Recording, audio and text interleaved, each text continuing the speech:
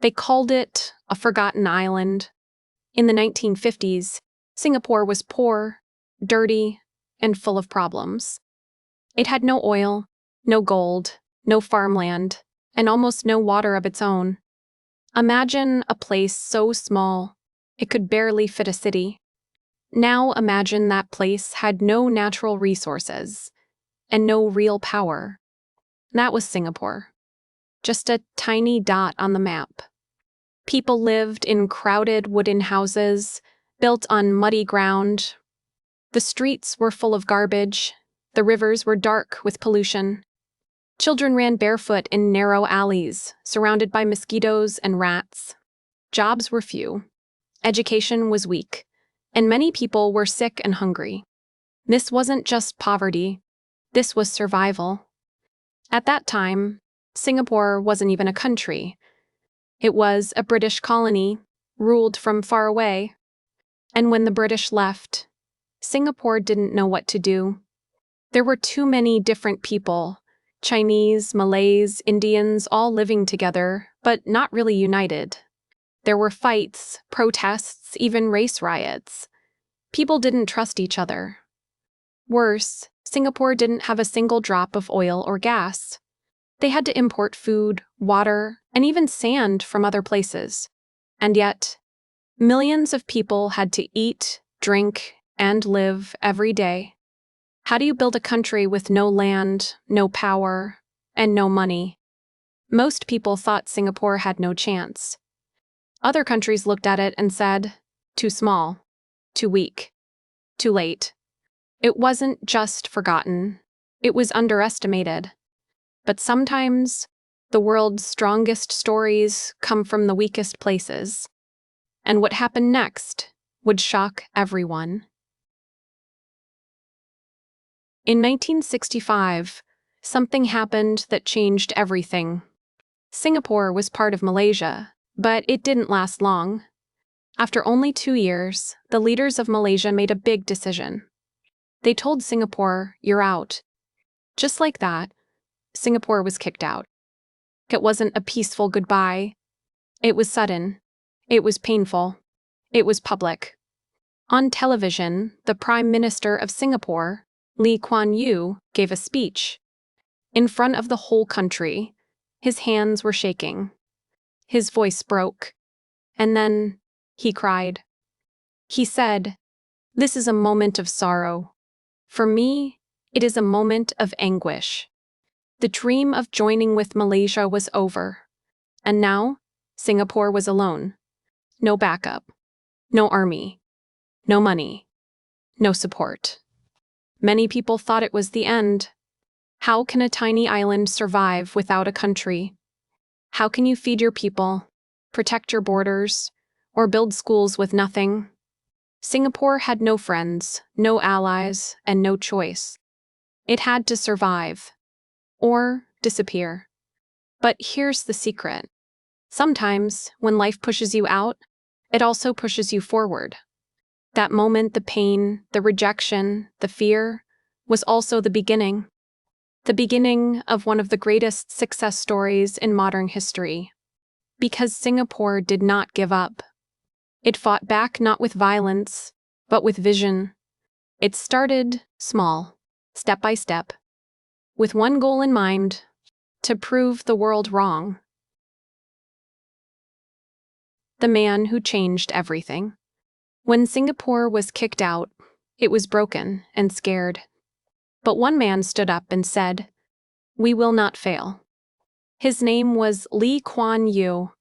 He wasn't just a politician. He was a builder of dreams. Lee was smart, serious, and strong. He believed that leadership was not about talking, but doing. He didn't care about being popular. He cared about building a future that would last. He picked a team of people who were honest, tough, and ready to work. No liars, no lazy people, no corruption. He told them, "If you want power, you must earn it by helping the people." His team didn't wear suits in tall offices all day.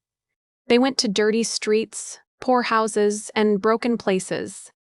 They listened to real people. They asked questions, and they started fixing things fast. The first promise Lee made was simple. Singapore would be clean, safe, and honest. He said, "No one will bribe our police. No one will cheat the people." And he meant it. Many people didn't believe it at first. They said, "Politics is always dirty." But Lee showed the world something different, that a country could be honest, efficient, and successful all at once. And it wasn't just about speeches. His government worked like a startup company, fast, focused, non-stop. They worked day and night to fix schools, build roads, and attract business. Every dollar was counted. Every worker had a purpose. Lee believed that the only way to grow was to invest in people.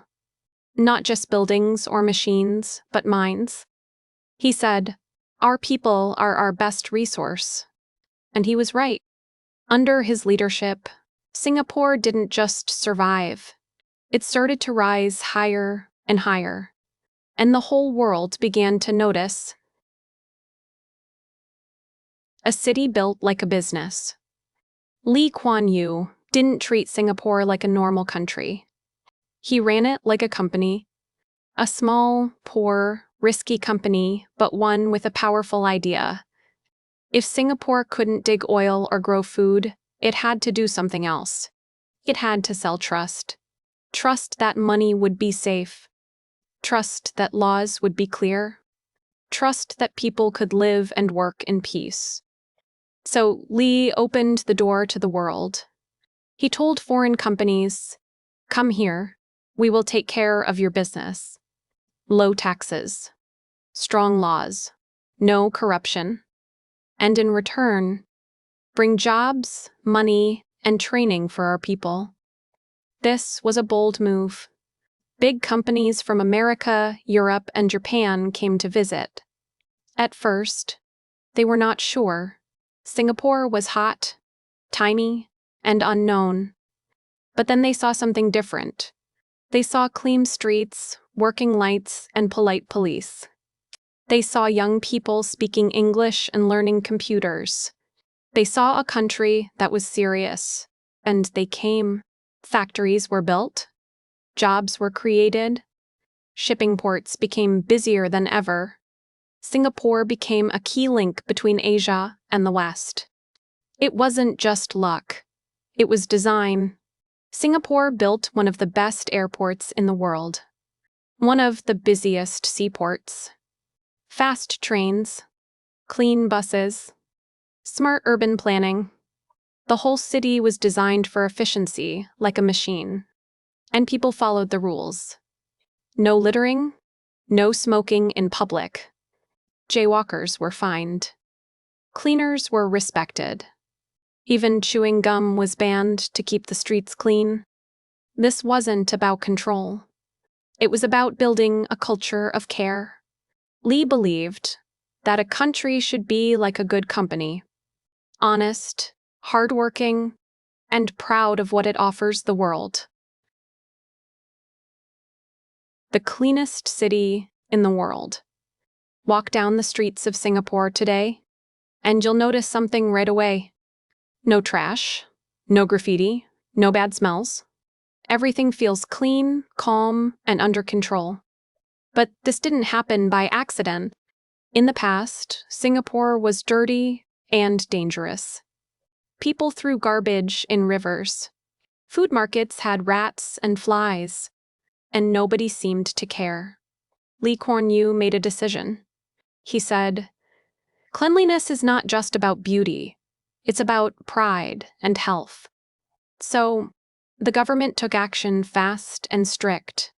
They cleaned rivers, removed illegal hawkers, and built better toilets. They gave workers uniforms, gloves, and respect. The streets became safe and spotless. Public transport ran on time. Green parks were everywhere. And slowly, people's minds began to change. One big rule became famous: no chewing gum. If you bring gum into Singapore, it can be taken away. Why? Because gum was sticking on benches, walls, and sidewalks? Lee said, "We are not anti-gum, we are pro-clean." The country used fines not to scare people, but to teach respect. Spitting on the ground? Fine. Not flushing a public toilet? Fine. Spraying graffiti? Big fine or even jail. But it wasn't just about punishment. It was about building habits. Children were taught in school, keep your space clean, respect others. Even food courts had signs saying, clean up after eating. Over time, these rules became culture. People began to feel proud of their clean city. Tourists were amazed. They asked, how is this possible? The answer is simple. Singapore believed that even small actions matter, that a clean place builds a clear mind, and that if you take care of your city, it will take care of you. One big problem. But no story is perfect. Even as Singapore was rising, there were problems growing under the surface. The country looked clean and rich from the outside, but many people on the inside were struggling. Poor families lived in small rooms. Prices for food and daily needs started going up. Jobs were coming in from foreign companies, but many of these jobs needed skills: English, computers, or machines. And not everyone had those skills. Older workers and uneducated people were left behind. Young people worked hard, but the pressure was high. School was strict. Competition was fierce. A student's future depended on one exam. Some kids started feeling anxious, tired, even depressed. And there was another issue: housing. Singapore didn't have much land. And as more people got jobs and made money, the price of homes went up. A small apartment could cost hundreds of thousands of dollars. Families started feeling the stress. Mom and dad worked long hours. Kids had tutors and weekend classes. Neighbors didn't talk as much. Some people said, "We're rich now, but are we still happy?" And others asked, "Is this success only for the top people?" They wanted more than just buildings and clean streets. They wanted a life with balance, fairness, and peace. So the government had to face a big question. How can we grow without leaving people behind? How can we build a strong country without breaking our people? Singapore's story had reached a turning point. It had built power, respect, and success. But now it had to build something even harder: a society that cared for everyone. Singapore's leaders knew the problem was real. People were tired. Life was expensive. So they started fixing things step by step, problem by problem. First, they focused on housing. They didn't let rich people control all the land. Instead, the government built clean, safe, and affordable apartments for everyone. These are called HDB flats. More than 80% of people in Singapore live in them. And here's the surprise: most of them own their homes. Even low-income families can buy with help from the government. This gave people security, a place to belong, a roof they could be proud of. Next, they focused on healthcare. They didn't copy other countries. Instead, they created a smart mix of government support and personal savings. Hospitals are clean, fast, and not too expensive. People pay part of the cost, so they don't waste it, but they don't go bankrupt either. Then came education. Singapore changed the whole system. Teachers were trained well. Schools taught English, math, science, and critical thinking. Kids learned discipline and teamwork. Top students were supported, but slower students weren't forgotten. There were special programs to help everyone grow. And what about jobs? Singapore invested in skills. If you lost your job, the government gave you training for a new one. There were centers to help people learn coding, machines, languages, and more. The country also made sure to support the elderly. They built senior-friendly parks, homes, and medical centers. Old people didn't feel forgotten. And all of this was possible because of one key thing: trust. People trusted that their leaders were working for them, and the leaders made sure every dollar was used wisely. Singapore didn't just fix problems. It planned, tested, and listened. That's how it stayed strong without losing its people. In just one generation, Singapore did something that shocked the world. It went from a poor, unknown island to one of the richest countries on Earth. This is what experts call going from third world to first. Back in the 1960s, Singapore's streets were full of wooden huts and open drains. Now, they shine with glass towers, gardens in the sky, and some of the world's best airports. Changi Airport is not just an airport, it's a tourist attraction. It has waterfalls, butterfly parks, and robot cleaners. Singapore's passport is one of the strongest in the world. Its schools are ranked among the top in reading, science, and math. Its people live long, safe, and healthy lives. And it's now richer per person than the UK, France, and even Japan.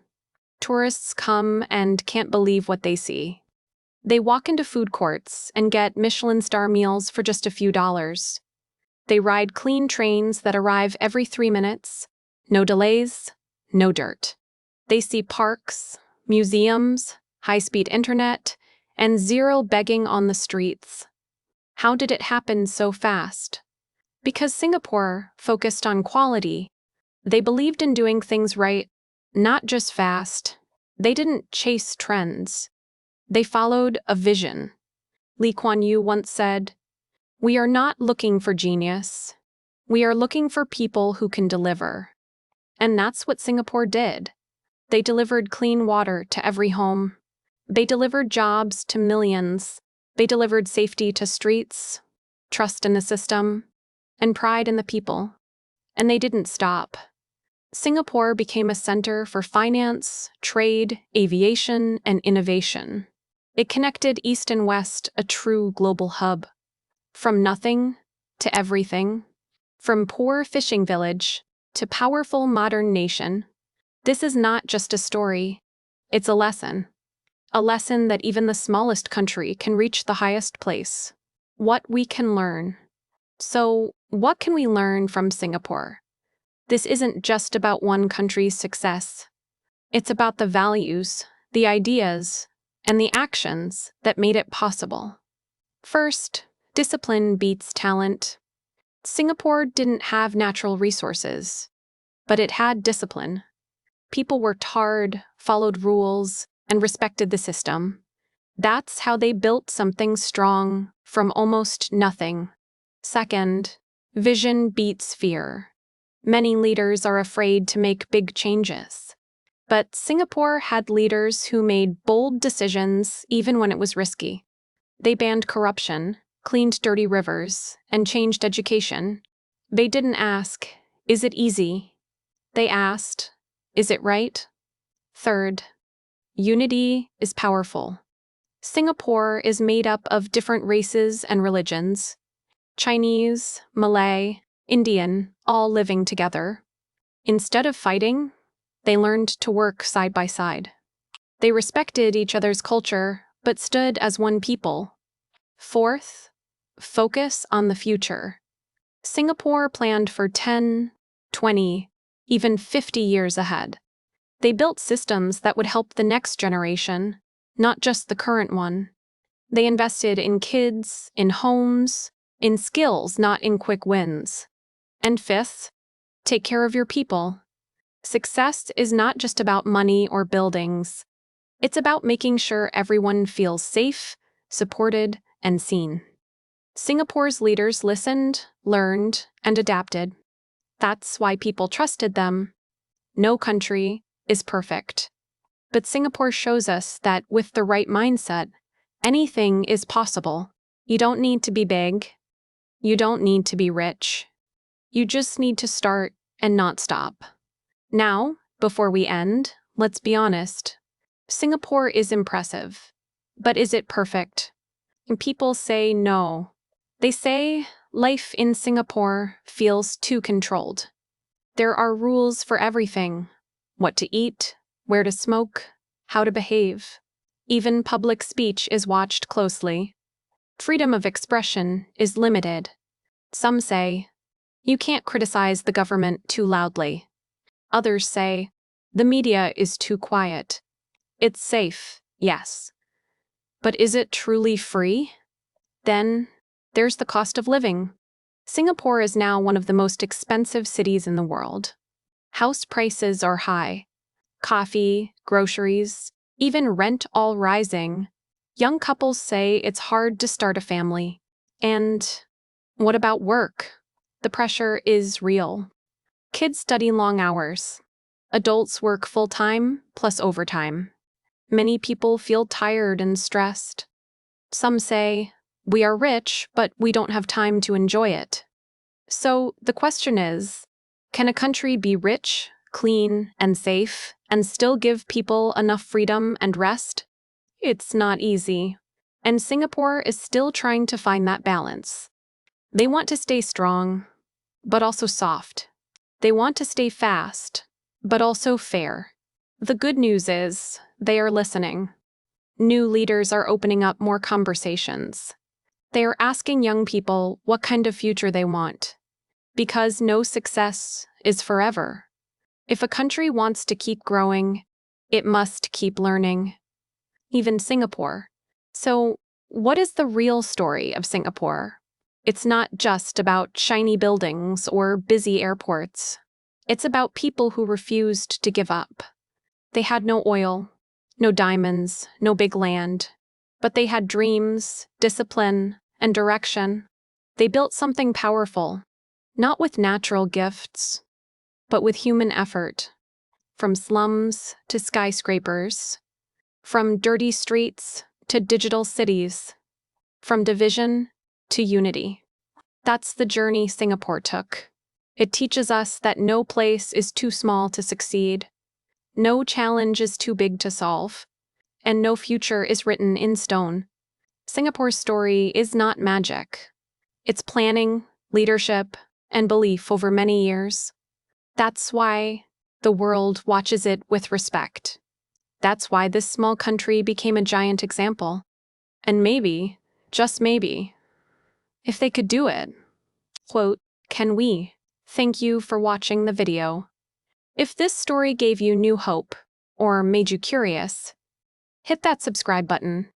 Would you like to proceed with the next video script about South Korea's rise? Or do you need help preparing subtitles, visuals, or a storyboard for this video?